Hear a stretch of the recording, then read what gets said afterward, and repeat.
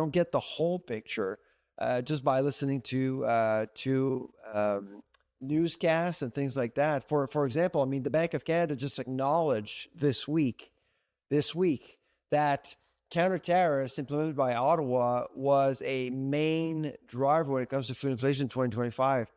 How many What? how many Can you media? explain that? Yeah, so there was a report, and I'm not surprised you didn't know because it wasn't covered at all.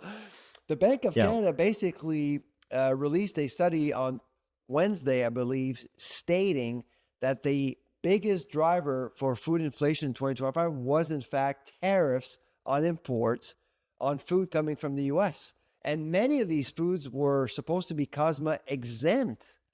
And so I was sounding an alarm since April saying this is just nonsense. So that's where the, I guess for political reasons, there were tariffs that were implemented. So we that was actually self-inflicted pain on consumers that our Exactly. own So it's a government did to us. tax Like, on talk about shooting Canadians. ourselves in the foot.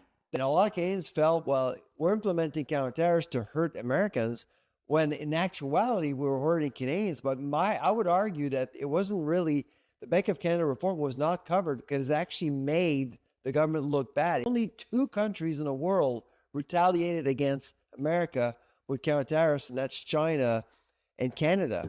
And China is very different than Canada. So this is quite a revelation, but I think what you're saying then is that sometimes parties that want to create these simplistic black and white narratives, the nuance is totally missed. Namely, surprise, surprise, that Canada and the United States are very integrated economies. Food, as just one example, goes back and forth on the border all the time. So if you impose a tariff for political reasons because you like the optics of elbows up, that just hurts our own people.